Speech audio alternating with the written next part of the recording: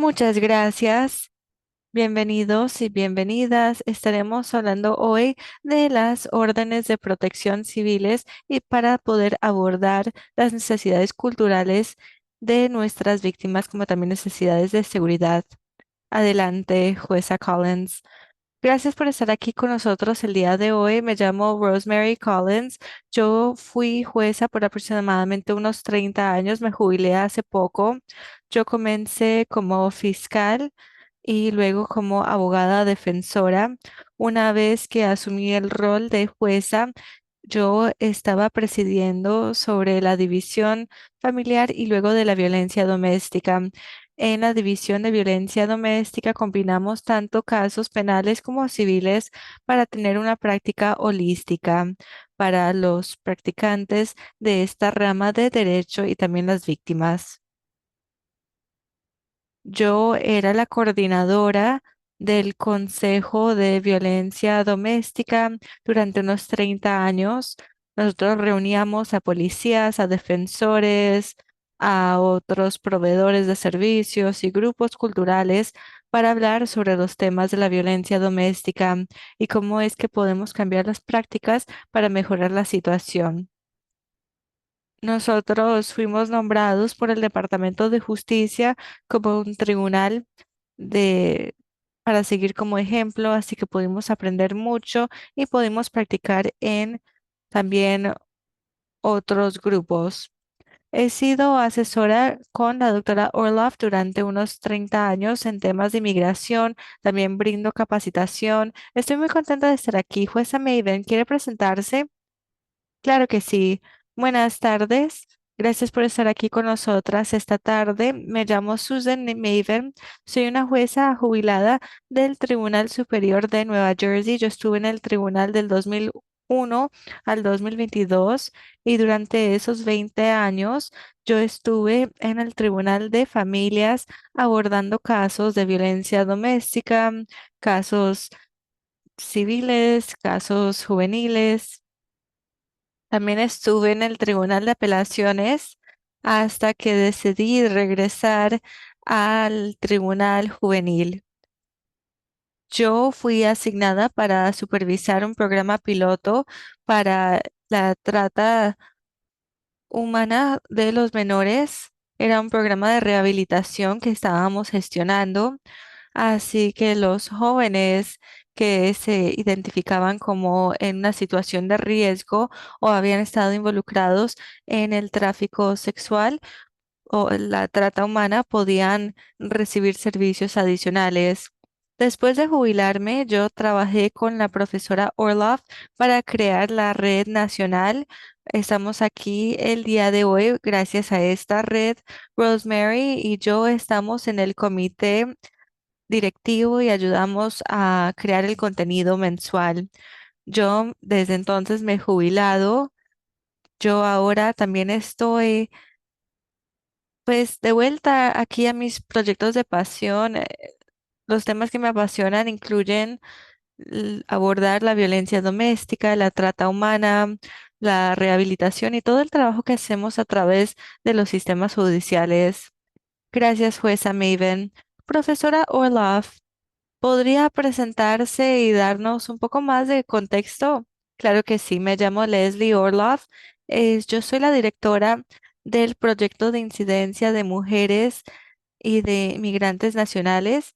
Quizá ustedes me conocen por todo el trabajo que hemos hecho con las visas U, las visas T, pero yo comencé mi carrera profesional como litigante de casos de violencia doméstica, específicamente casos de órdenes de protección. Así que esta capacitación es muy especial para mí. Hoy hablaremos de muchos de los remedios judiciales que existen para abordar los casos de víctimas de casos de inmigrantes, de trata humana, de violencia doméstica y lo importante que son estos remedios para sobrevivientes inmigrantes. Así que estamos muy contentos de que estén aquí con nosotros el día de hoy. Gracias, Leslie. Nuestro trabajo es financiado en parte gracias a la Oficina de la Violencia contra la Mujer y el Departamento de Justicia. Nos sentimos muy agradecidas por este apoyo. Y las opiniones que se compartan en esta sesión no necesariamente representan las opiniones de nuestros patrocinadores o estas instituciones. Yo quiero compartir un poco más sobre la Red Nacional Judicial que Susan mencionó brevemente. Si aún no son miembros, esta es una gran oportunidad. Es un grupo de jueces que se reúne para hablar sobre los temas de la trata humana, de la inmigración. Es un grupo fantástico. Tenemos 405 jueces ubicados en 43 estados y territorios. Es una gran oportunidad para reunirnos y abordar estos temas que son de importancia para nosotros. Recibimos información nueva. Leslie reúne a expertos de todo el país para responder a dudas que tengamos. Tenemos capacitación entre pares, podemos recibir distintos materiales también. Es un grupo fenomenal, así que realmente, pues animo a que se unan y es gratuito, no tienen que pagar para unirse al grupo. Pueden escanear el código QR en pantalla con su celular y también voy a colgar el enlace para unirse en el chat. Si desean unirse, adelante, por favor. Nos encantaría tener a alguien en todos los estados. Si conocen a un juez, una jueza en uno de los estados no representados aún, por favor, les animamos a que se unan. Leslie, ¿y qué pasa con las personas que no son jueces? Sí, el código QR es el grupo para los jueces. Tenemos otras comunidades de práctica y pues instamos a que se unan. Daniela va a colgar estos enlaces en el chat, así que pueden guardar estos enlaces. Tenemos un enlace para abogados de familia representando a víctimas inmigrantes. Tenemos otro grupo para defensores de víctimas y otro grupo para personas en el orden público, como también fiscales. Así que los defensores que trabajan para agencias del orden público también se pueden unir a ese grupo. Les animamos a que asistan a nuestros webinarios y también que participen en estas comunidades de práctica. Como parte de estas comunidades de práctica, ustedes pueden ayudar a decidir cuál es el contenido que compartimos y cuáles son los temas que abordamos en nuestras capacitaciones. Vamos a comenzar con una encuesta. Queremos saber quién está aquí en este webinario con nosotros el día de hoy. Por favor, tomen un momento para responder la encuesta. Pueden indicar si son A, un juez, B, abogado o abogada, C, defensor de víctima, D, parte del personal del tribunal, E, parte del orden público o un fiscal, o F, algo distinto. Y si está en un rol distinto, le pedimos que por favor lo compartan en el chat y ya veo que están compartiendo un poco más en el chat, así que les agradezco. A medida que están respondiendo a la encuesta, les recordaré que durante la presentación estaremos pidiendo que compartan cualquier pregunta o comentario que tengan en el chat. Yo veo que pues ya están compartiendo sus roles en el chat y vamos a ver los resultados, Shannon. Aproximadamente el 1% de participantes se han identificado como jueces, el 26% abogados, el 50% defensores. También vemos que el 20% han indicado otro y las personas están indicando en el chat sus roles. Tenemos asistentes legales, asesores, geren- gerentes de casos, una gran variedad de personas en la llamada del día de hoy. Pues a Collins, bueno, hablemos de los objetivos de aprendizaje que vamos a repasar el día de hoy. Si existe el fundamento para emitir una orden de protección, queremos emitir una orden eficaz para proteger a las víctimas y sus hijos. También queremos garantizar que emitamos remedios que puedan realmente frenar el poder y el control del autor del delito contra la víctima. Sabemos que debemos abordar las necesidades de la víctima, tanto culturales como religiosas, de inmigración, económicas, a través de remedios. creativos o órdenes de protección. Esto es algo que podemos hacer y es algo que empodera a la persona. Y también sabemos que para las víctimas inmigrantes, las órdenes de protección de no contacto pueden jugar un rol importante. Leslie, ¿tenemos más información sobre esto? Sí, su señoría. Sabemos que los tribunales que brindan acceso lingüístico o que brindan visas U o que emiten hallazgos, incluso durante momentos en los cuales existe mayor monitoreo migratorio, las víctimas inmigrantes pueden seguir obteniendo estos remedios y los defensores son un puente importante que permite que los víctimas se acerquen a los abogados, a los defensores y reciban más información. Así que existe la probabilidad de que las víctimas sean más probables de recibir estas órdenes de protección cuando trabajan con los defensores.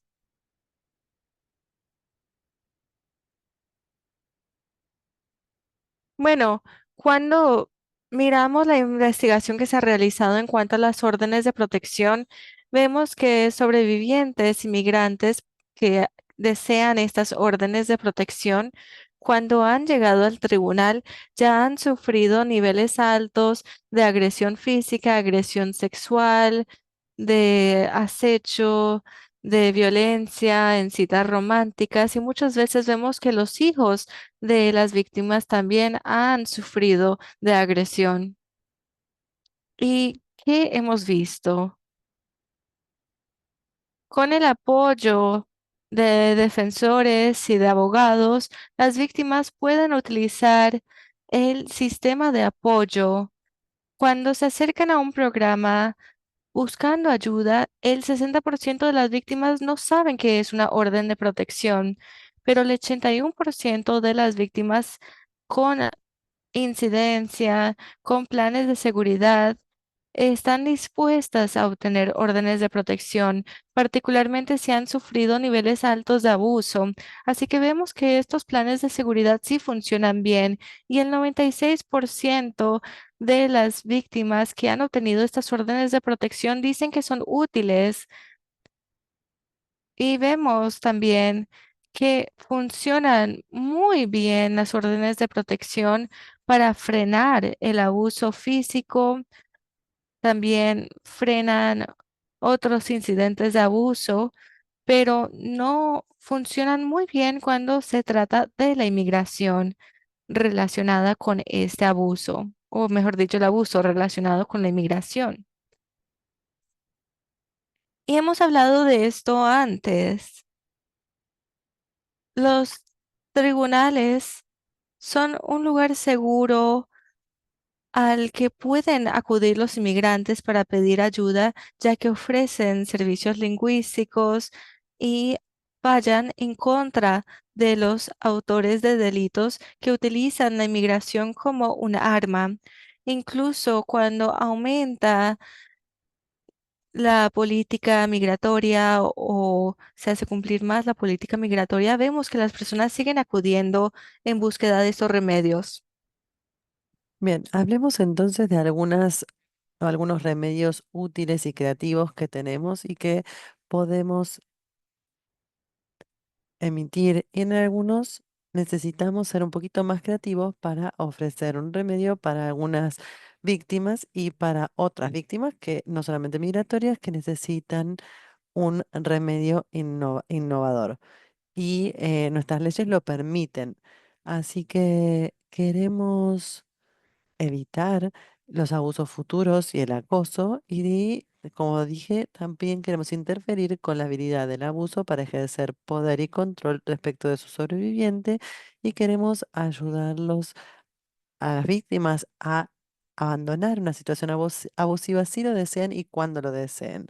Así que tal vez las víctimas tienen sus propios tiempos, que no pueden no ser los nuestros, pero tenemos que entender esto y asegurarnos de que les damos las herramientas que necesitan para cuando decidan irse. Entonces queremos brindarles remedios a las víctimas para abusos pasados y asegurar que las víctimas puedan empezar una vida nueva, ya sea que se vayan o no, que tengan una vida distinta para que pueda, a la que tenían antes a través de esta orden de protección y que puedan lidiar con los efectos del abuso que hayan tenido lugar en su vida y avanzar. Esto va a tener un enlace con la victimización, por supuesto, y también queremos darle a los tribunales la oportunidad de tener en cuenta, de luchar contra el abuso relacionado con la inmigración, con remedios específicos para las víctimas de inmigración. Y es muy importante que los tribunales entiendan que también los distintos grupos culturales dentro de la comunidad tal vez tengan algunas constantes en esos grupos particulares y cuáles son los remedios que podrían ser interesantes o de ayuda a distintas personas en distintas comunidades, en distintos grupos que tal vez desconocemos.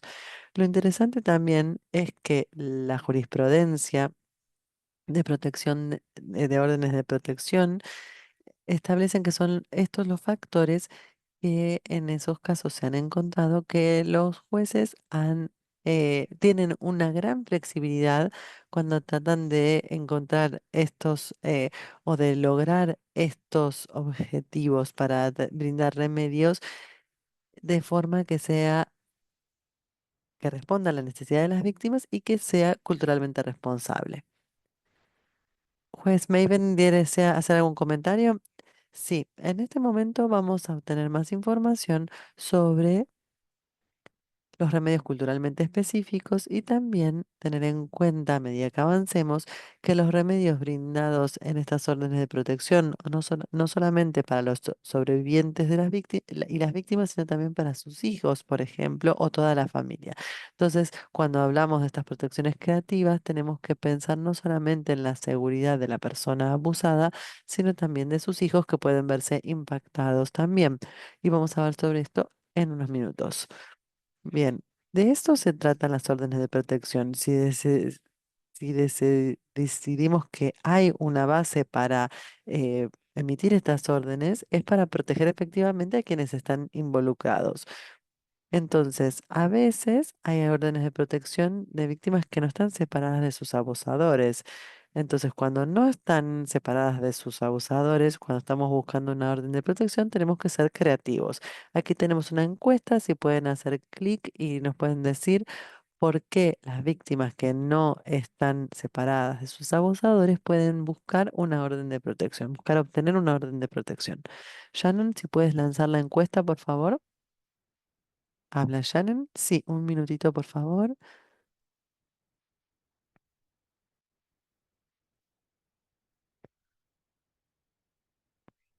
Perfecto, así no tienen que poner las letras porque son muchos participantes, es mucho más fácil con la encuesta. Si pueden decirnos por qué les parece que una víctima que no está separada de su abusador va a buscar una orden de protección. ¿Cómo se beneficiaría de esta protección? Opción A, cuando viven con una familia extendida. Opción B, cuando tienen opciones de alojamiento limitadas. Opción C, cuando están esperando una autorización de trabajo legal. Opción D, para evitar el abuso. Y opción E, para cuando hay desafíos económicos para asegurar la separación exitosa de la víctima y sus hijos. Si nos pueden hablar un poquito de la jurisprudencia, sí, claro, cuando empecé a hablar sobre la capacitación, el juez Bowles, vi por primera vez la utilización de ese tipo de mejores prácticas de otras jurisdicciones y las pudimos aplicar a nuestra jurisdicción. Y creo que muy pronto vamos a ver qué piensa nuestra audiencia del día de hoy. Shannon, ¿podemos ver los resultados, por favor? Sí, todavía hay gente que está votando, pero ya podemos empezar a ver los resultados parciales. Bien, estas son muy buenas respuestas. En Hawái hay muchas capacitaciones y hay opciones de alojamiento muy limitadas. Entonces la orden de protección a menudo ahí no es posible pedirle al abusador que se mude o a la víctima que se mude porque no hay alojamiento disponible. Entonces, también el alojamiento es muy, muy costoso. Entonces, hay muchas áreas en el país que tienen distintas áreas en el país que han sufrido desastres naturales, en nuestro país quiero decir, y hay muy pocas opciones de alojamiento. Entonces hay que buscar órdenes creativas de protección para poder proteger a las víctimas sin que se muden. Quisiera destacar que el 87% reconoce que los desafíos económicos son una parte importante. Entonces, hay sobrevivientes inmigrantes que están esperando una autorización legal para trabajar. También el 61% reconoce que a veces el 71% tienen estas opciones limitadas de alojamiento y también hay un 52% que dice que es para evitar el abuso. En nuestra comunidad, cuando empezamos con el cumplimiento de la ley, o las autoridades de cumplimiento de la ley, no saben qué hacer con estas órdenes de protección más creativas, pero cuando empezamos a explicarles por qué es y cómo pueden llevarlas a cabo y hacerlas cumplir, las suelen aceptar muy bien porque en muchos casos, suele reducir los casos de abuso. Pero tenemos que hacer una gran capacitación con las agencias de aplicación de la ley porque eh, no entienden cómo puede funcionar si ambos viven bajo el mismo techo, por ejemplo. Entonces tenemos que hacer esta capacitación con las agencias de cumplimiento de la ley. Si es que todavía no han empezado, hay que hacerlo. Lo que he descubierto con los años es que muchas veces, a ver, les pregunto, ¿cuántos de ustedes trabajan con víctimas que obtuvieron órdenes de protección y experimentaron un incidente o un ataque físico justo después de que se haya emitido esta orden? La gente está levantando su pulgar para indicar que sí. Eso es lo que quiero decir. Como cuando involucramos a las agencias de cumplimiento de la ley, a las autoridades, les explicamos que si ven evidencia de violencia doméstica, de otro incidente de violencia doméstica, es lo que necesitan para implementar la orden de protección. Tienen que poder implementar que ese acecho, esa amenaza, ese abuso físico no reproduzcan en el futuro. Y tenemos datos sobre sobrevivientes inmigrantes de que estas órdenes son muy importantes para ellos porque hay muy pocos, menos del 33%, que pueden abandonar a sus abusadores hasta que no tengan autorización para trabajar. Y les suele llevar entre 3 o 5 años si las víctimas deciden presentar el caso. Si lo hacen, les lleva entre 3 y 5 años obtener la autorización de trabajo. Entonces, muchos van a poder presentar esta petición de orden de protección en forma confidencial mientras obtienen la autorización para poder reducir la violencia. Entonces, es muy importante y muy útil en este contexto. Antes de pasar a la encuesta, tenemos una pregunta en el chat. Sí, relacionada con la visa de tipo U. No sé si alguien me puede leer la pregunta, por favor, o resumirla, por favor. Mientras tanto, hablemos en el chat, mientras las personas pueden contestar la encuesta. Entonces, lo que dice la encuesta es, se obtuvo o se emitió una orden de protección para las víctimas A, que no estaban separadas de sus abusadores; B, que volvieron a vivir con sus abusadores luego de que se haya obtenido una orden de protección que incluya que la persona abusadora se mantenga alejada; o C, que ya estaban separados, implementaron la orden de protección al abusador y volvieron a vivir con el abusador para el momento de la próxima audiencia. Vamos a resumir la pregunta del chat, que es muy larga, y luego vamos a responder. Si no logramos responder a todas las preguntas, por supuesto las vamos a ver luego y les vamos a brindar una respuesta. De lo que puedo observar aquí, estamos hablando hoy acerca de las órdenes de protección civil únicamente y de los sobrevivientes y las órdenes de protección para los inmigrantes. Cualquier otra pregunta que tengan, vamos a tratarlas como asistencia técnica y vamos a responderles en forma individual. Bien, ¿podemos ver los resultados de la encuesta? Muy bien. Excelente. El 68% de entre ustedes han tenido una situación en la que al momento que vuelven a la orden de protección, las víctimas ya volvieron a vivir con eh, el abusador. El 75% volvieron a volver con sus abusadores después de obtener la orden de protección, luego de de que indicara que eh, tenían que estar distanciados y el 46% no estaban separados de sus abusadores.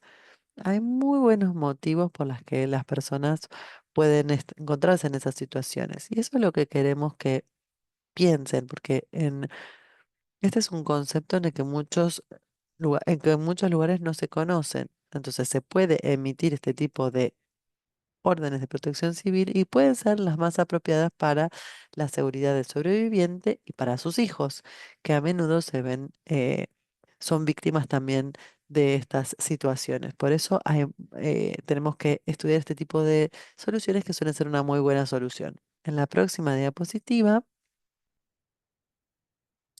lo que descubrimos es que hemos hecho investigaciones entre sobrevivientes inmigrantes que obtuvieron las órdenes de protección, incluyendo las órdenes de protección de contacto no legal, y encontramos que estas órdenes de protección fueron efectivas para prevenir o reducir el abuso sexual o físico, incluyendo las órdenes de protección de contacto total cuando las víctimas seguían viviendo con sus abusadores. Entonces, esto es muy útil para reducir la violencia. Para darles un ejemplo, tenía un cliente hace unos años, un programa llamado Hermanas Unidos, donde las víctimas inmigrantes podían conocerse unos con otros y brindarse apoyo. Y una de las mujeres estaba explicando qué significó la orden de protección para ella. Y lo que dijo fue que lo que sucedió fue que la violencia física disminuyó. Y la forma en que lo describió a otras mujeres es que cuando mi marido levantaba la mano para golpearme, le mostraba la orden de protección civil y se detenía. Entonces, eso ayudó mucho con el equilibrio de poder. También lo que podemos definir en este contacto no legal es que cuando hay una violación de la ley, podríamos caer en esa violación, pero tenemos que ver luego, vamos a ver luego en que es necesario ser muy claros en la orden de qué es lo que se incluye. Vamos a hablar de eso luego.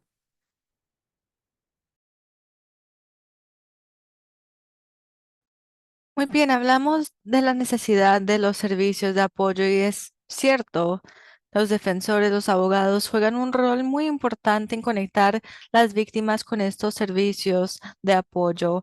Y aquí hablaremos de cómo esos servicios pueden abordar las barreras culturales y cómo es que los jueces también pueden desempeñar un papel y garantizar que se apliquen los remedios culturalmente sensibles para corregir o ayudar la situación. Y si impacta el equilibrio de poder, si alguien tiene una orden judicial que dice que no puede hacer tal cosa, pueden decirle al abusador, esto es lo que ha dicho el juez, no lo pueden hacer. Si lo hacen, llamaremos al juez. Así que esto impacta la situación, cambia el poder. Esta persona que ha cometido el delito sabe que está siendo supervisado y que no podrá recurrir a la misma conducta sin consecuencias. A veces las víctimas acuden al tribunal para obtener una orden de protección porque ha sucedido algún incidente. Algo los ha empujado en aquella dirección, pero quizá aún no estén preparados. Quizá tienen que recopilar documentos, corregir o hacer algo para sus finanzas o hablar con sus familiares para ver si pueden ir a vivirse con ellos. Así que tenemos que ver cuál es la mejor opción para las víctimas. Leslie nos va a contar sobre el caso de Dixon. Sí, pero antes de eso quisiera compartir otra experiencia. Lo que he visto con los abogados que utilizan estas estos recursos es que si uno no obtiene una orden de protección la próxima vez que llamen a la policía, es otro informe de la policía, simplemente otro informe que se rellena. Pero si tienen la orden de protección y la policía ve que se está vulnerando la orden de protección sin contacto, van a obtener una mejor respuesta por parte de la policía como inmigrante. Y el caso de Estados Unidos contra Dixon fue de 1993. Yo estuve involucrada, tuvimos una serie de órdenes de protección sin contacto entre mi clienta y su abusador y él vulneró esa orden de protección 19 veces. Así que yo tramité un caso contra el abusador porque era antes de que estas órdenes de protección entraran en vigor, o es decir, se pudieran hacer cumplir. Así que lo imputamos de 4 cargos por vulnerar la orden de protección y le dieron 663 días de encarcelamiento. Y cuando el fiscal también quiso imputar al señor Dixon del uso de armas de fuego, yo representé a la esposa de Foster, de otro acusado en el caso. Cuando presentó los cargos contra Foster, él dijo que no aplicaba, pero el tribunal dijo que no. Así que esto, pues tuvimos la carta amicus y tuvimos el fallo y esto está disponible, así que lo pueden mirar después de este webinario. Jueza Collins, ¿cuál ha sido su experiencia con las órdenes de protección que no permiten el contacto ilícito? Bueno, yo lo he utilizado en el tribunal en 2 tipos de caso. Primero, cuando las personas piden este tipo de orden de protección desde el inicio. Dicen, yo quiero una orden de protección, no quiero que me lastime, pero no tengo dónde más ir. Él tampoco tiene dónde más ir. Así que a veces lo hacemos como la primera orden de protección y también lo he visto mucho cuando las personas entran y quieren modificar o retirar su orden de protección. Y podremos hablar más de esto, pero muchas veces he visto que esta provisión de no permitir el contacto ilícito es algo que las personas no habían pensado. Cuando le damos esto como opción, las personas suelen optar por esto. Así que los he emitido en muchos casos. Y una vez que hemos superado los obstáculos del orden público, ya que el orden público no sabía cómo hacer cumplir estas órdenes de protección, pues una vez que brindamos capacitación, ha funcionado muy bien. Sí, sí funcionan muy bien para frenar la violencia y la mayoría de veces lo que vemos es que volvemos al tribunal, las 2 personas están juntas, dicen, no voy a pegarle otra vez a la víctima. Y yo siempre digo, esto se lo tiene que prometer al juez, tiene que prometer que no le va a pegar a la víctima de nuevo. Y este proceso también tiene sus consecuencias. Yo puedo compartir mi perspectiva desde Nueva Jersey. Yo no tuve la experiencia que ha tenido la jueza Collins en Illinois o en Kentucky, pero lo que yo he visto es que se utilizaba mucho en casos de la violencia doméstica en las cuales las parejas querían divorciarse.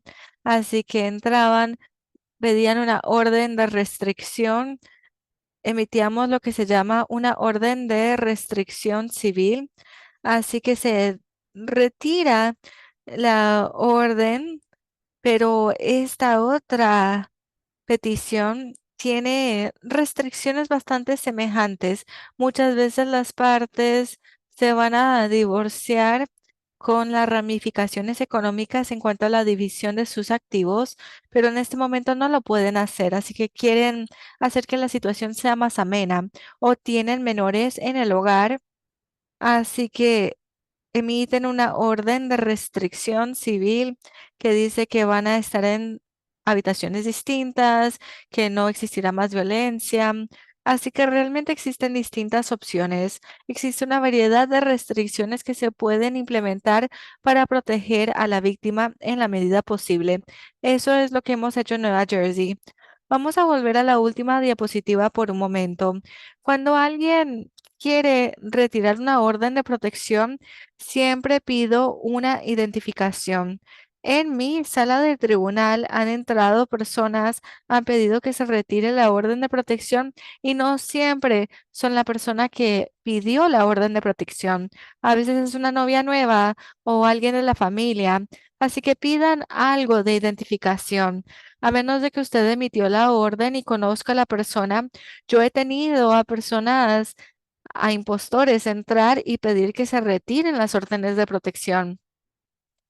Si resulta que sí es la persona que está pidiendo eso, puede preguntarle si ha hablado con defensores, si pueden hablar con un defensor y de esta manera ver si el abusador está fuera de la sala del tribunal, si esta persona está sufriendo de amenazas o de alguna otra conducta para pedir que se retire la orden de protección.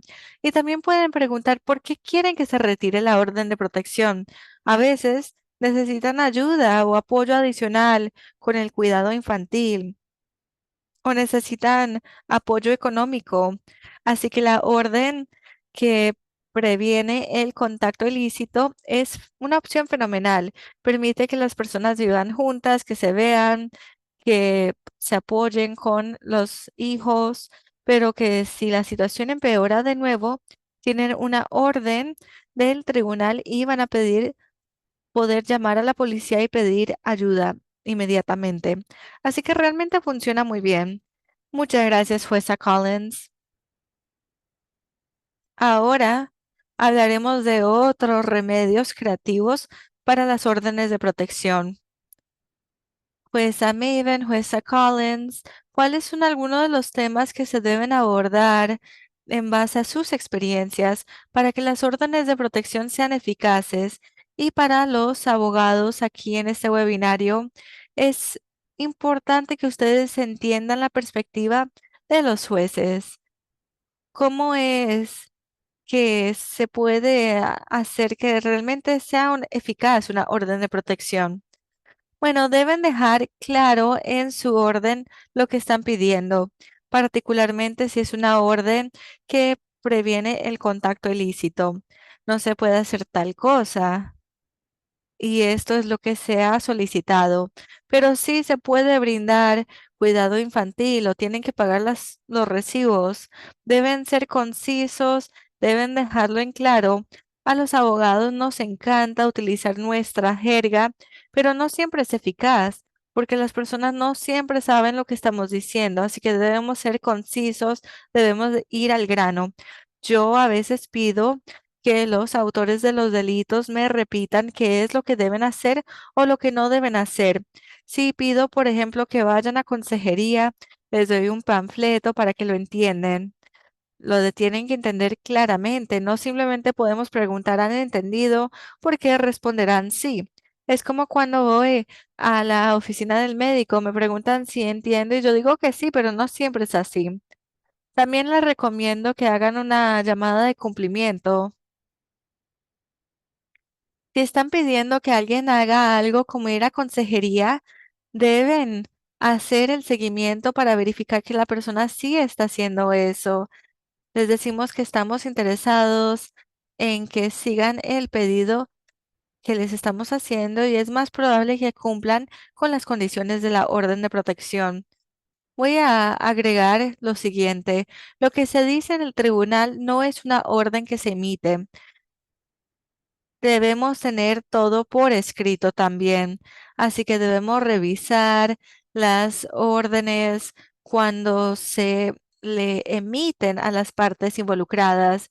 Esto es particularmente importante. Si pueden incluir horarios, por ejemplo, para cuándo es que deben recoger a los niños o dejarlos, o cuándo es que pueden ir a la casa a recoger sus pertenencias, deben ir acompañados por la policía en algunos casos. Tienen que ser específicos en cuanto a las condiciones. En cuanto al lenguaje que se incluye en el documento, es importante que sean específicos y que todo quede claro. No todas las personas hablan inglés, y incluso si hablan inglés, pues el nivel de comprensión también varía. Así que es muy importante.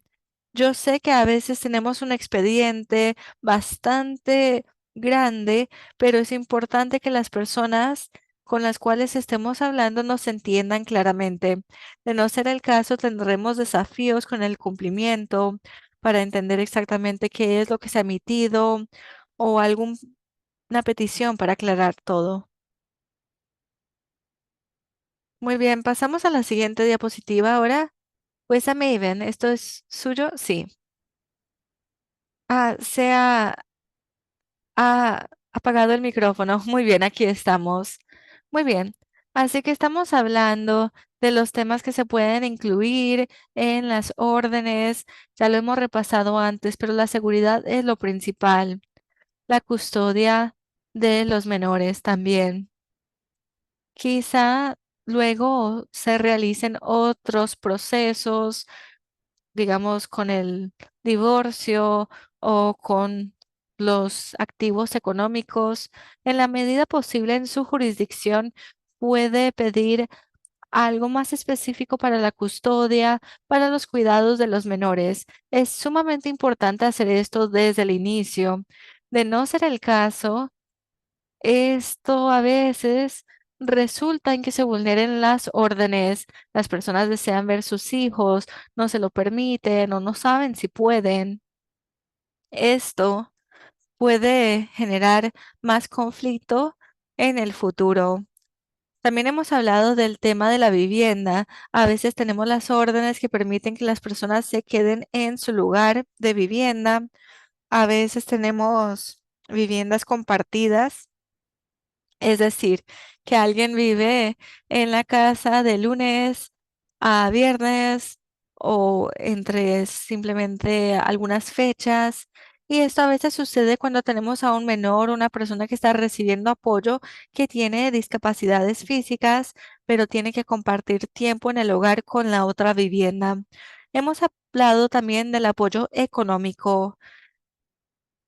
Si pueden emitir órdenes interinas que pueden mantener el statu quo, digamos, si pagan las facturas del hogar, lo pueden hacer hasta que las partes tramiten una petición más formal o reciban apoyo para el trámite económico. Pero por lo menos puede ordenar que sigan compartiendo los costos del hogar, o que decidan quién va a pagar tal costo para que puedan seguir adelante con el statu quo. Yo recomiendo que lo intenten así.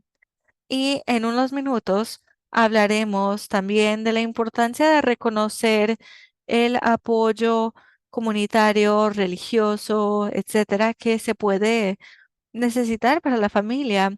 A veces son instituciones religiosas como iglesias que brindan apoyo para la familia o asistencia con los hijos.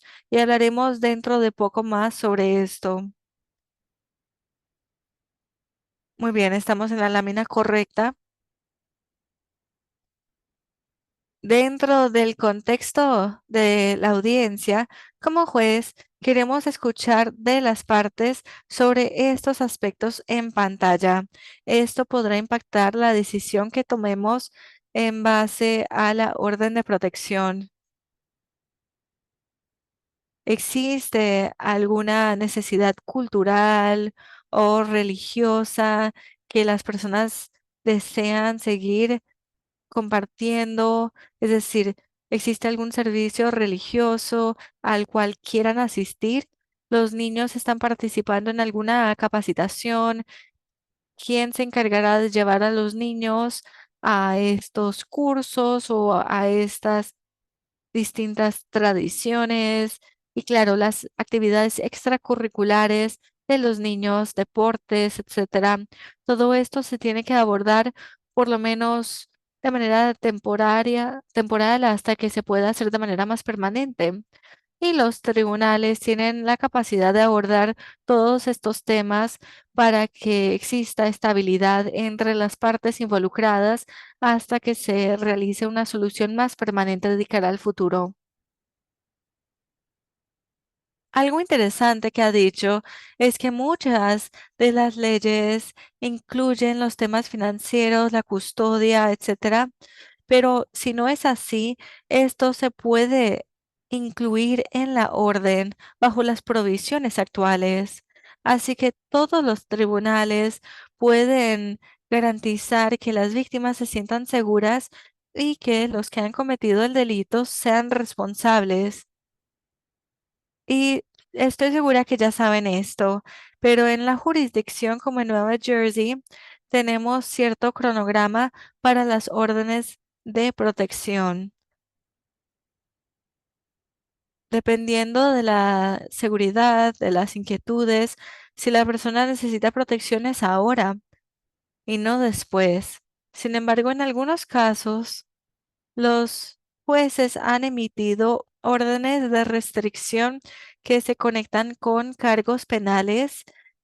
Yo he revisado algunas opiniones jurídicas donde no se emitió una orden de restricción hasta que se resolviera el caso penal y simplemente se aplazaba. Así que quizá existe una orden temporal o una orden provisional, pero a veces es mejor finalizarla lo más pronto posible y no esperar a que se resuelva el caso penal. No sé si la profesora Orloff o la jueza Collins ha tenido esta experiencia. Sí, recomendamos que las personas continúen con las órdenes de protección. Si existe una vulneración de este tipo, a veces se gestiona distinto que una vulneración o una orden de protección. Si necesitan la orden de protección, y esto es lo que ha dicho con los temas de seguridad, pues tienen que abordar eso en este momento. Y vemos que esto se puede determinar, pero necesitan esa orden de protección. Pueden llamar a la policía, decir, tengo una orden de protección, esto es lo que está sucediendo. Y lo importante es que este sistema de órdenes de protección se diseñó para darle a la víctima un remedio que podían controlar y de esta manera ser independiente.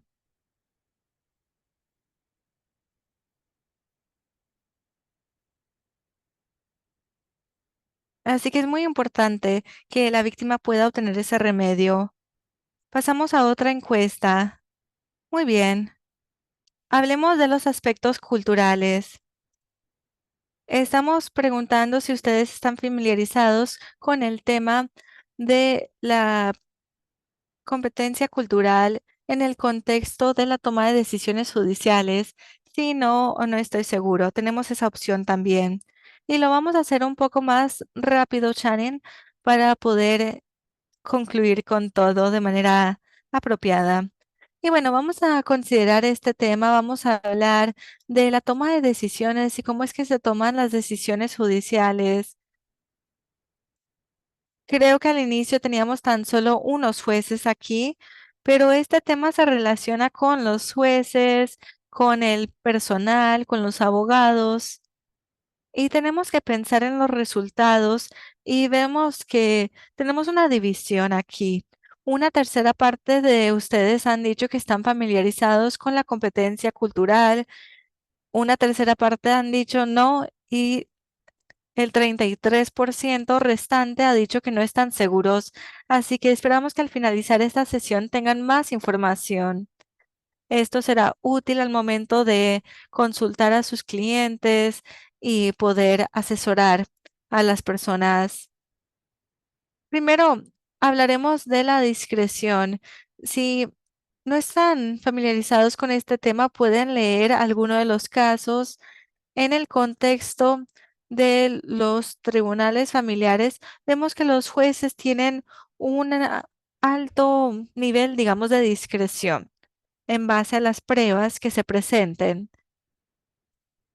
Si está representando a una de las partes involucradas, es decir, la víctima o la persona cometiendo el delito, es importante que presenten todas las pruebas, todos los datos para que el tribunal tenga suficiente información.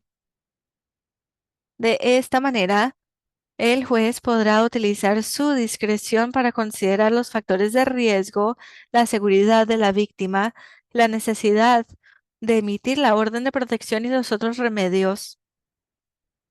Yo estoy citando casos del estado de Nueva Jersey porque es mi jurisdicción, pero estoy segura que también existen otros casos semejantes en los otros estados.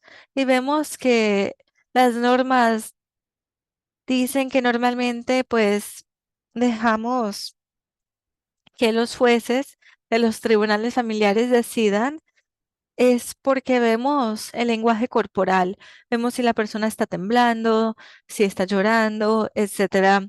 Así que en los tribunales de apelación podemos realmente ver qué es lo que están viendo en los tribunales.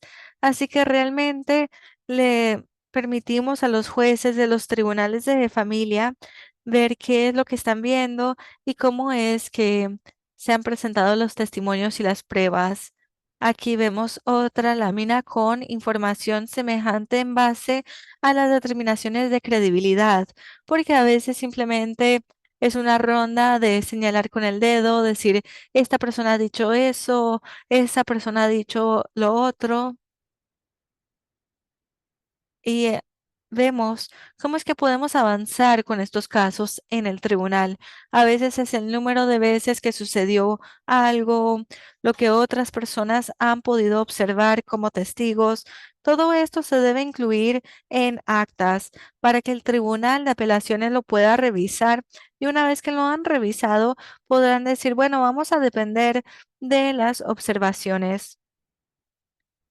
Jueza Maven, ¿cómo es que las opiniones personales de los jueces pueden impactar sus decisiones, su discreción en estos casos? Bueno, me complace mucho que haya hecho esa pregunta. Mucho depende de lo que conocemos personalmente, de lo que también hemos visto en el tribunal. Muchos hemos escuchado los términos de sesgos implícitos o sesgos explícitos. El sesgo implícito se refiere a las creencias personales que la persona puede tener que no siempre controla. Es decir, impacta nuestro entendimiento, nuestras acciones de manera inconsciente. Es decir, no estamos conscientes de estos sesgos porque realmente es parte de nuestras creencias.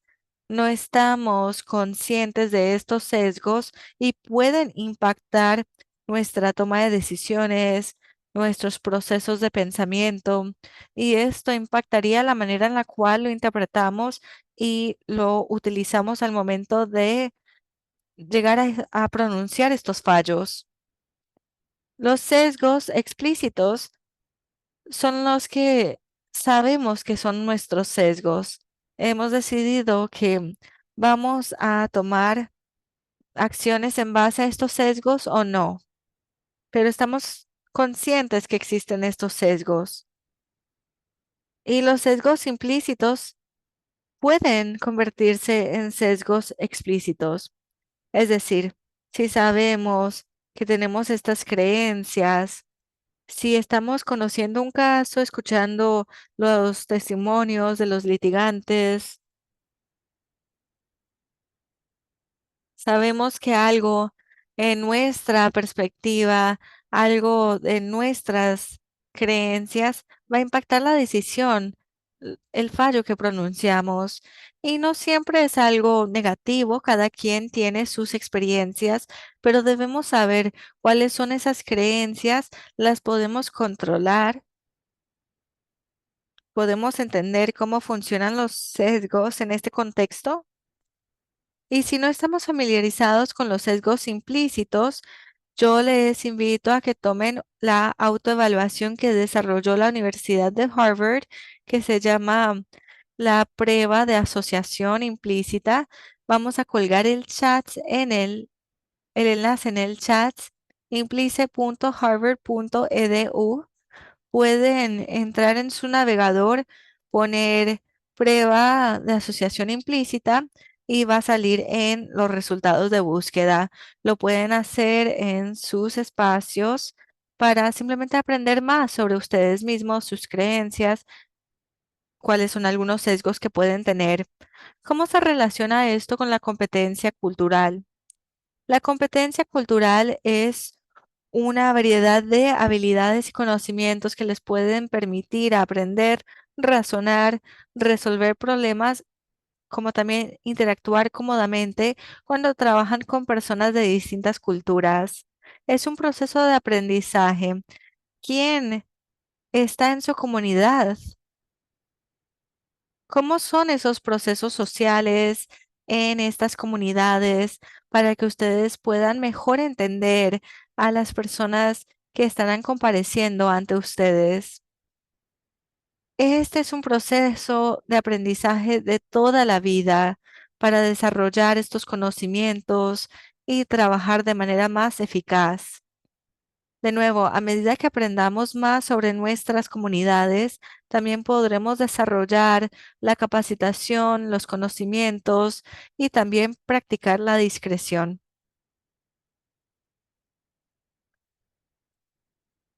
Existen varios componentes para la competencia cultural. El primero es que tenemos que ser conscientes de nuestra perspectiva cultural. Tiene que entender su comunidad, sus sesgos, tanto internos como externos, y debe estar consciente de qué es lo que sabe sobre sí mismo y su comunidad. Ese es el punto de partida. Luego pensamos en la actitud en cuanto a esas diferencias culturales. Si ha visto cierta cultura a través de su educación, a través de lo que ha aprendido de los defensores, quizá eso cambie su perspectiva en cuanto a cierta cultura o las diferencias culturales con las personas compareciendo en su tribunal. Y luego hablamos del autoconocimiento de su propia cultura. En Estados Unidos tenemos tantas culturas, cómo es que encaja su conocimiento y por último, las habilidades. Esto es dinámico. Usted puede entender la cultura, puede participar en capacitaciones, en diferentes sesiones y aprender más sobre las personas en sus comunidades. Esto le ayudará como defensor, como abogado, como capacitador, como asesor. Va a poder trabajar mejor con las personas que le piden asistencia. Cuando a medida que aprendemos cada vez más a las personas que les tenemos frente a nosotros, es pedirles por favor que no presuman nada, sobre todo a nivel cultural, porque esto nos puede llevar a un camino peligroso si no entendemos a las personas y sus culturas y sus tradiciones y estas presunciones o suposiciones. Algunos dicen, bueno, ¿cuál es el problema? Es la naturaleza de los seres humanos, y ver qué es posible en la sociedad. Tenemos que entender como parte de la comunidad la demografía dentro de la jurisdicción y que puede encontrarse en distintas maneras sin necesariamente tener que hacer una investigación externa en un caso que tengan frente a ustedes. Tenemos que entender la demografía, entender las comunidades en las que nos encontramos, las distintas comunidades dentro de nuestra jurisdicción y tenemos que informarnos sobre la moral y las tradiciones de nuestros clientes. Si hay una oportunidad, porque tal vez hay eventos en la comunidad para conocer a los líderes de esa comunidad, creo que eso ayudaría a comprender mejor las personas que pueden acercarse a ustedes y no esperen a estar en el estrado para sorprenderse o aprender en ese momento, porque el riesgo de no abordar las cosas de forma apropiada, con los remedios apropiados y culturalmente sensibles, en el caso de una orden de restricción, por ejemplo, puede ser perjudicial para las víctimas y también puede perjudicar la confianza en el tribunal si la gente no percibe que se los entiende o que pueden ser entendidos. Entonces, lo importante también es que los abogados y los intercesores que están aquí presentes tienen que tener en cuenta que cuando intentan educar a los clientes sobre los clientes y sus necesidades culturales, si quieren compartir algunas iniciativas que se han llevado a cabo y que hayan funcionado bien. Y pasamos entonces a la próxima encuesta. ¿De qué manera los supuestos y estereotipos culturales impiden que un superviviente o un testigo reciba la justicia en el modo que necesita? Perdón, Leslie, no recibí esta encuesta, pero podemos leerla juntos y elegir todas las anteriores. Si alguien, como dijo Leslie, tuvo esta experiencia, puede compartirla en el chat y creo que puede ser muy útil para tener este intercambio y ver algunas de las respuestas que compartimos. Y creo que es muy importante, sobre todo si hay una persona que está frente a nosotros, que a quien estamos tratando de brindar ayuda y no entendemos, por ejemplo, que si una persona está separada de su esposo o esposa, tal vez eso puede tener un impacto negativo en cómo se lo percibe en su país de origen o en su comunidad, dentro de la comunidad en la que se encuentra. Esto puede ocurrir. Entonces, esto es algo que tenemos que tener en cuenta. Mientras pensamos en esto, todos queremos asegurarnos de que nosotros como abogados y como jueces y como intercesores no nos perdamos información importante, que no ofender, por supuesto, a las partes, ni perdernos información importante, subliminar tal vez. Entonces tenemos que pensar en algunos ejemplos de los jueces que tenemos hoy en la llamada con nosotros sobre protección, órdenes de protección y remedios que abordan las necesidades culturales o religiosas en forma específica. Conozco a un juez en otra jurisdicción que tenía una gran población donde practicaban el vudú. Y este juez no conocía mucho estas prácticas y es una religión amplia, pero no es muy común en todas las áreas de los Estados Unidos. Entonces, los remedios que se pedían eran que, por ejemplo, los eh, practicantes vudú en esa comunidad no emitieran una maldición o como sea que lo llamen, no conozco el término correcto, pero que no hicieran ningún conjuro respecto a la persona o alguna maldición, no le echaran ninguna maldición. Puede ser una orden de restricción, por ejemplo, no acudan a este líder vudú y no le piden este tipo de cosas.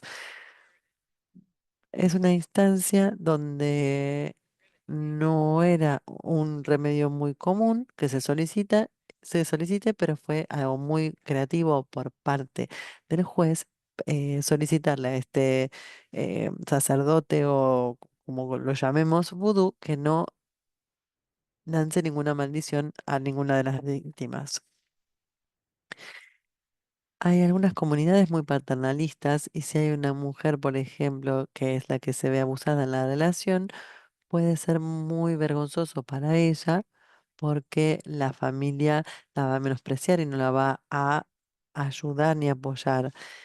Y si se queja de ese abuso o si busca ayuda en este sentido, eh, y el hombre en este caso se lo considera el custodio principal de los niños. En ese caso puede ser muy difícil. Entonces, eh, una orden emitida puede buscar brindarle apoyo en ese sistema.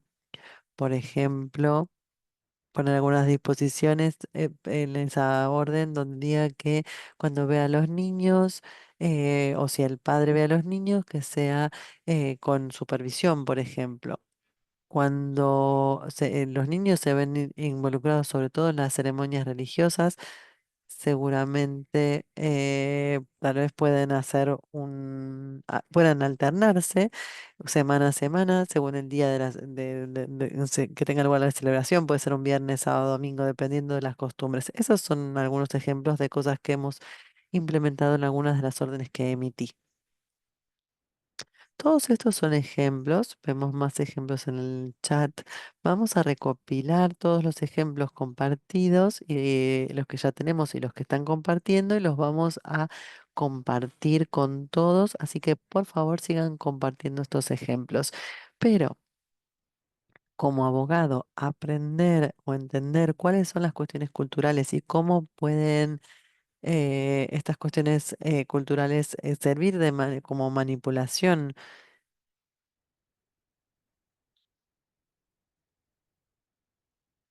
Hay cosas en las que no solemos pensar porque no están en la lista de cosas más comunes, pero son muy importantes en ese poder y control que se ejerce respecto a nuestros clientes inmigratorios.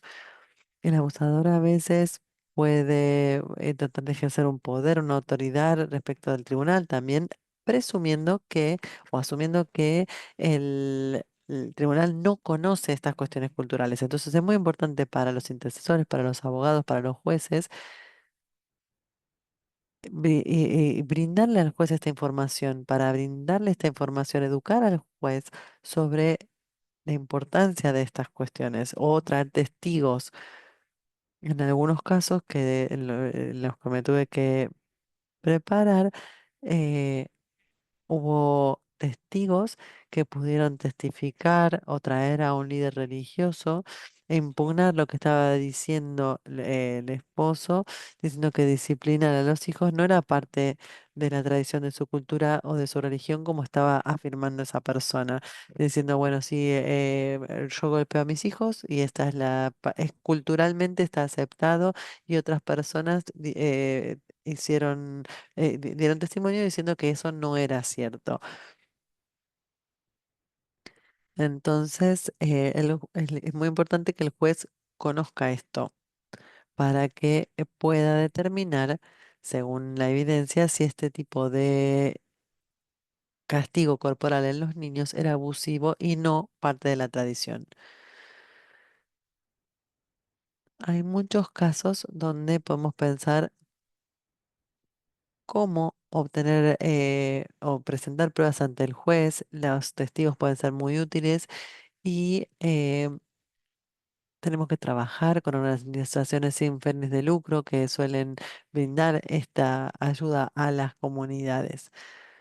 En los próximos 20 minutos vamos a hablar sobre el remedio a nivel de custodia, económico, de inmigración. Entonces, ¿puede contarnos, juez Collins, cuáles son las mejores prácticas para que un juez aborde estos derechos de visita y custodia? Cuando están los niños involucrados, sabemos que si no realizamos previsiones y disposiciones para las visitas y la custodia, no estamos emitiendo una orden eficiente para proteger la seguridad de nadie en realidad. Y no está bien tener que decirle a un superviviente que esté en la corte que ahora tienen que a dirigirse a tal tribunal y a este otro, porque no van a poder hacerlo en muchas ocasiones y no van a obtener el remedio que necesitan lo rápido que necesitan hacerlo. Entonces podemos tomar medidas. Podemos tomar medidas y emitir órdenes que lidien con estas cuestiones para garantizar la seguridad y el bienestar de los niños. Eso es lo que tenemos que hacer. Una de las principales razones por las que personas vuelven, incluso en una situación de violencia, es porque no cuentan con los recursos financieros necesarios para sobrevivir. Y en vez de estar en la calle o que se les retiren a sus hijos, la custodia de sus hijos, porque no pueden brindarles un hogar, un techo, vuelven con los abusadores. Entonces, los jueces tienen que estudiar esto de forma holística y emitir órdenes apropiadas. El Estado estatuto inmigratorio es muy importante para la custodia en muchos sentidos.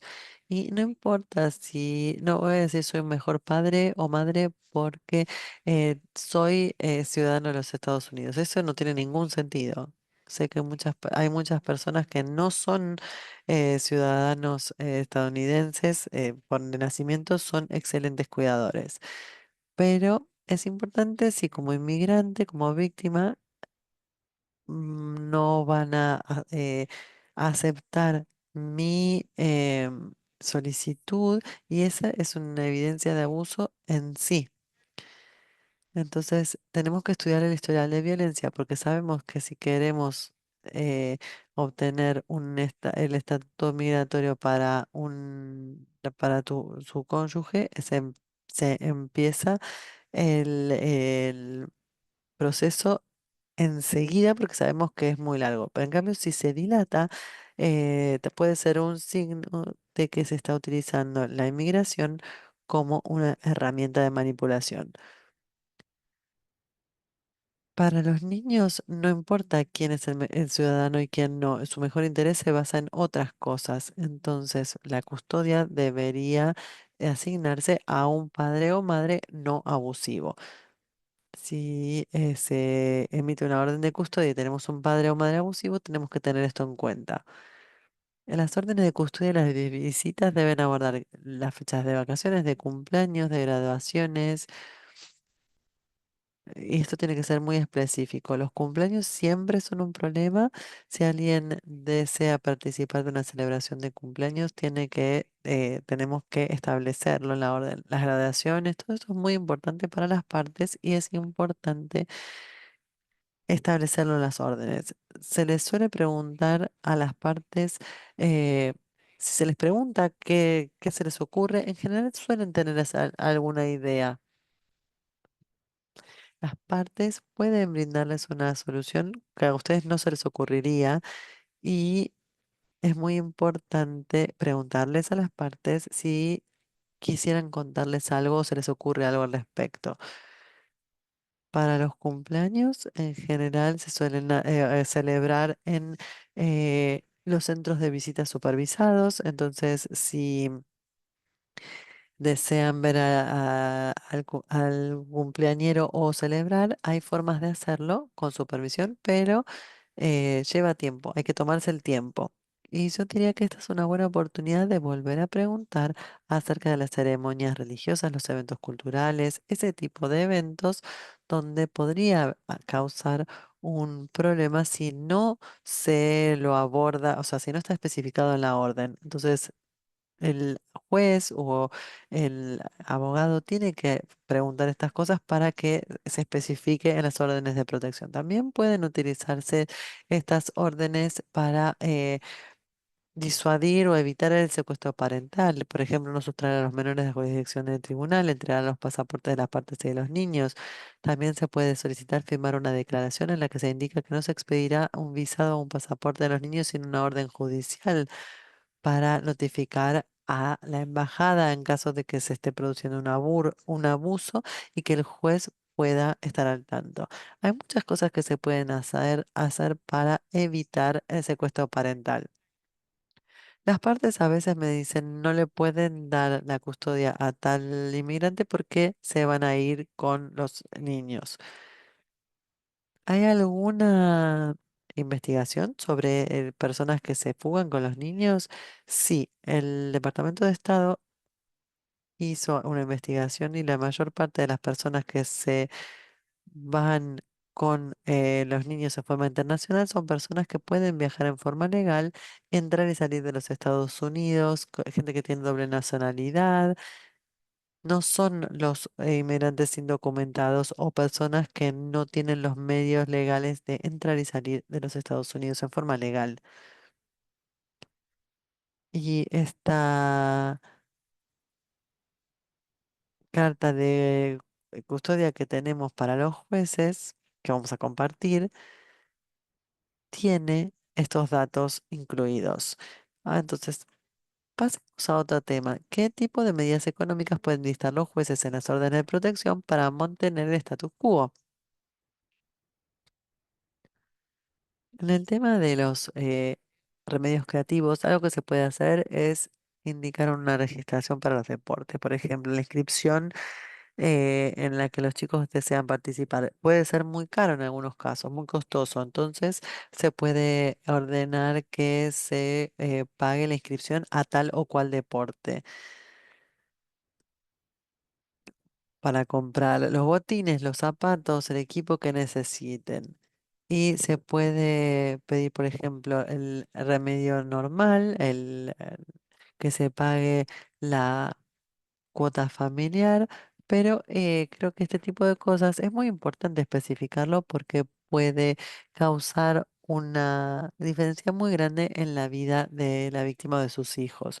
Por ejemplo, que se pague un teléfono nuevo o darles la información necesaria para que pueda necesitar ese inmigrante para poder avanzar con el proceso, para avanzar en su proceso migratorio. Y hay que preguntarle a las partes, porque tal vez si les preguntan a las partes, le dicen, bueno, necesito un certificado de nacimiento de los hijos o necesito un certificado de matrimonio, todo eso puede ayudar mucho. Mucho de lo que está en esta lista entendemos que puede solicitar que se presente documentación que tal vez no se presente del tribunal el día que se haga la audiencia para la esta orden de restricción. Tal vez cuando se pregunten cuánto paguen de alquiler, por ejemplo, dicen el monto, pero no tienen el justificativo. Entonces, es muy importante mantener un registro de toda la documentación que puedan presentar luego y completar lo máximo posible la solicitud y luego volver con más detalles. Pero como dijimos, no vamos a poder tal vez abordar todas las cuestiones financieras, pero tal vez podemos abordar algunas cuestiones que los va a mantener a salvo y hacer un poco más expedito todo el proceso que puede a veces tardar meses. Presentar documentación que les permita establecer algo en su orden para que, por ejemplo, se pague 3 meses de alquiler. Hemos tenido muchos casos en los que eh, se supone que tenemos que solicitar el pasaporte, cartas de amor o lo que sea para que se presenten en el tribunal. Y es una buena forma de a veces mantener, seguir ejerciendo esta presión para que quien lleva a cabo estos actos se ocupe de obtener esta información. Algunos recursos fiscales. Presentar declaraciones de impuestos sobre la renta, condenar al demandado a pagar a la víctima la mitad del reembolso. Este tipo de medidas pueden ser muy útiles, o donde se ordena al demandado que entregue un cheque, por ejemplo. Tenemos una pregunta sobre el apoyo. Hay excelente documentación sobre estos contratos que pueden aplicarse, así que los aliento a visitar el sitio web y obtener la información sobre estas declaraciones de apoyo. Como nos estamos acercando al final, podemos responder esta pregunta, esta encuesta. ¿Por qué los recursos económicos de la orden de restricción civil son importantes sobre todo para los inmigrantes sobrevivientes? Por ejemplo, A, puede que tener que esperar unos 5 años para obtener la autorización de trabajo. B, no puede contratar un seguro médico de los intercambios. C, tiene acceso limitado a las prestaciones públicas. Nos quedan 10 minutos, pues, pero si nos puede contar sobre algunos remedios que hayan funcionado para situaciones en las que trabajen para una misma empresa familiar, por ejemplo. En el contexto de la violencia doméstica o casos que llevan a un caso de violencia donde las partes tienen un negocio, por ejemplo, y por ejemplo son en una cierta cultura o en una comunidad, son los dueños del local principal. Entonces, uno, por ejemplo, lleva las cuentas y el otro se encarga de las ventas. Entonces, en esos casos, he solicitado que la contabilidad la lleve un tercero para que no haya una persona que controle los registros de los ingresos y el dinero que ingresa y que sale. También he solicitado, ordenado que estén en el local en distintos horarios para que no entren en conflicto y que no mezclen lo personal con lo profesional. Entonces, esto es totalmente posible, lo he hecho cuando es un negocio familiar o un negocio familiar compartido y hay que llegar luego a evaluar el negocio y poder hacer una división equitable y una distribución. Bien, vamos a pasar a la siguiente parte donde se habla sobre los recursos a las personas que ayudan, sobre todo a las víctimas inmigrantes.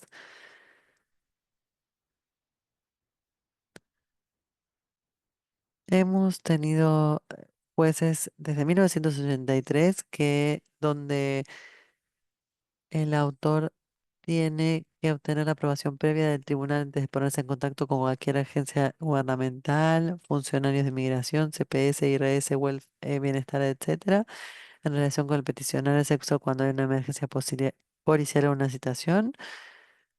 Cooperar y no retirar ningún caso que haya presentado para para el peticionario ante las autoridades de inmigración.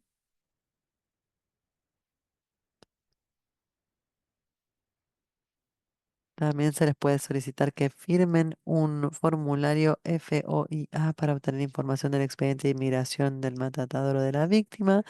Se les puede solicitar que entreguen documentos o pruebas para que en poder del agresor que sean necesarios para el caso de inmigración de la víctima.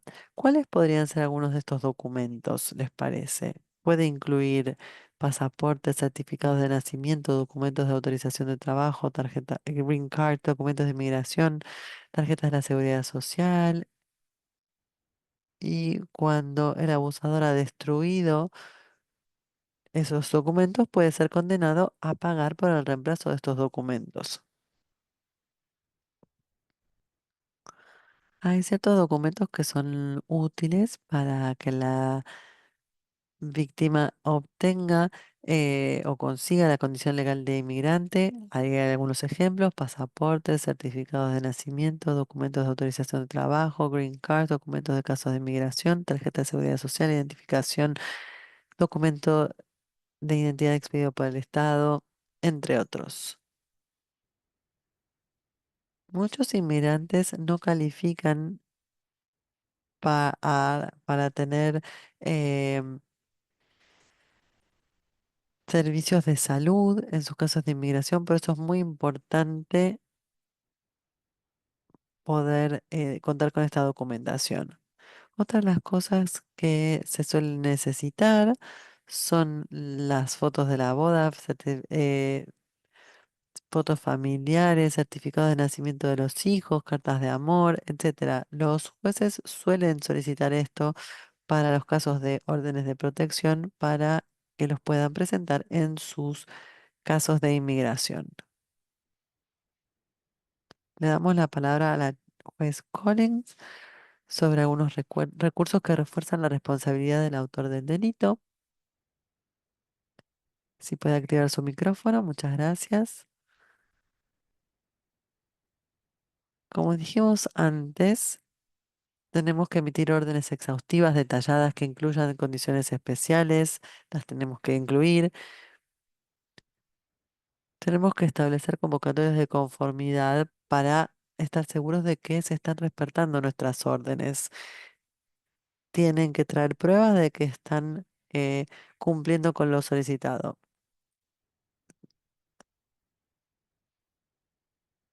Y también si uno de los cónyuges o la víctima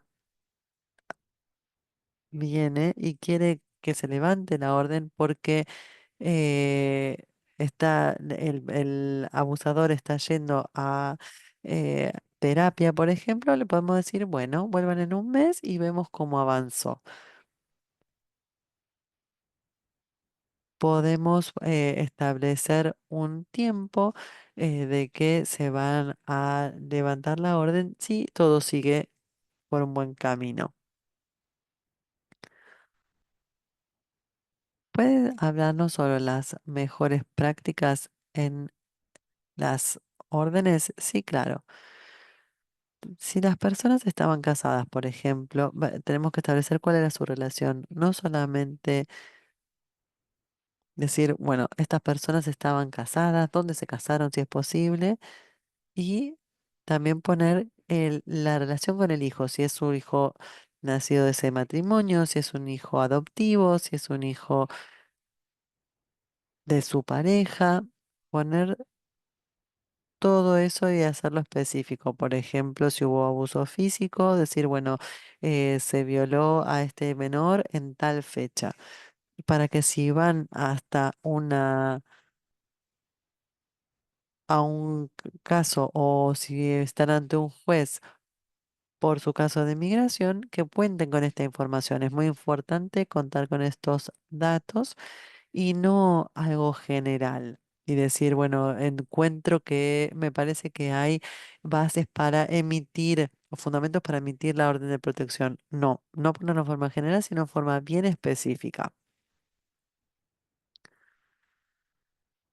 Tuve un caso en donde el juez habló con el abusador y le dijo, bueno, que lo que más le gustaba era jugar al fútbol los sábados o los domingos. Y este agresor había violado la orden de protección y el juez lo mandó a la cárcel los viernes a la tarde y lo dejaba salir los domingos a la tarde.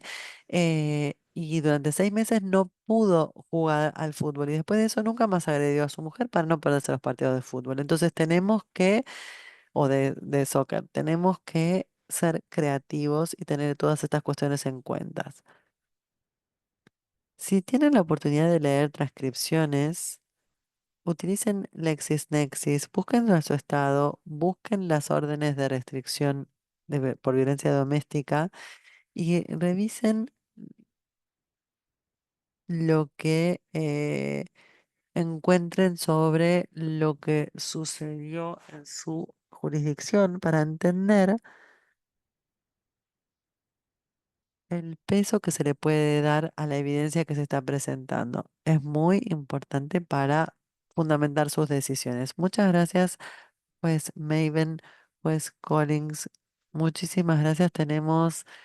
Vamos a tener una nueva herramienta para fin de año por estado para ayudar a las víctimas la trata, de trata de personas, tenemos demografía, tenemos los alentamos a llamarnos para obtener asistencia técnica, a que participen de las capacitaciones sobre estas cuestiones y por favor no olviden completar la evaluación y háganos saber qué pensaron de este seminario web. Muchas gracias a nuestro anfitrión y a Shannon, y muchas gracias a ambas jueces por compartir su experiencia y su tiempo con nosotros. Muchísimas gracias a todos por el excelente trabajo que realizan en el campo y como dijimos, no olviden contactarnos si trabajan con sobrevivientes inmigrantes y necesitan emitir órdenes de protección o cualquier otro tipo de ayuda que necesiten. Muchas gracias. Muchas gracias a todos. Muchas gracias.